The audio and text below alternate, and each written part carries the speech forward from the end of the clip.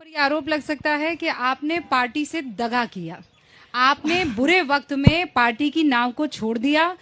अब आपको कह सकते हैं कि आप बीजेपी की गोद में जाकर बैठ गई, जैसा आप कभी आरोप लगाया रूबिका करती जी थी। मेरे हाथ पकड़िए, देखिए कितने ठंडे पड़े हुए, खुद देखिए। आपको पता है 30 तारीख को शाम को कांग्रेस पार्टी के मुख्यालय में छत्तीसगढ़ में मैं 6 बजे का समय था, इसी टाइम का समय था। वहां के जो मीडिया के चेयरमैन है सुशील आनंद शुक्ला, उनके कमरे में गई चर्चा करने की कल की क्या रणनीति होगी। उस आदमी ने मुझे इतनी गंदी गंदी गालियां देनी शुरू करी। क्यों? क्योंकि मैं पवन जी को कुछ मीडिया हाउसेस से मिलवाने लेकर जाना चाहती थी, क्योंकि जिस तरीके से सुशीलानंद शुक्ला पार्टी के खिलाफ काम कर रहे थे, मैं पार्टी के फेवर में काम कर रही थी। मैं इंश्योर करती थी कि पार्टी की मैनिफेस्टो छपे, वो इंश्योर करते थे कि ना छपे। तो गंदी गंदी गालियां, इतनी गंदी गंदी गालियां मैंने अपने जीवन में ऐसे ऐसे शब्द मुझे सुशील जी कह रहे हैं वो आप पर डेफेमेशन केस डालेंगे, करिए, मानहानि का केस ठोकेंगे। अरे मानहानि के केस करने से सच्चाई तो नहीं बदल जाएगी कि हम जिस दफ्तर को अपना मंदिर मानते थे, और ये पूरे कांग्रेस ऑफिस के सामने हुआ है, अकेले नहीं, किसी कमरे के नहीं, कांग्रेस के कार्यालय के अंदर गंदी गंदी गालियां दी गई।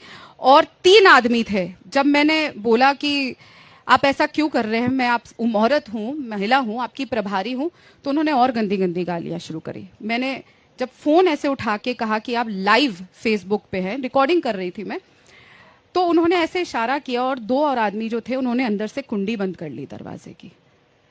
1.5 मिनट वो कमरे का दरवाजा बंद था, कुंडी बंद थी। मैं नहीं जानती उन्होंने क्यों बंद किया।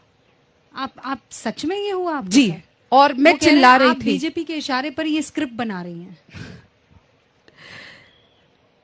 यही तो दिक्कत है कांग्रेस पार्टी के साथ। प्रियंका चतुर्वेदी जब छोड़ के गई तो बीजेपी के इशारे पे स्क्रिप्ट थी। अंकिता दत्ता जब न्याय 2 साल मांगती रही तो बीजेपी के इशारे पे स्क्रिप्ट थी।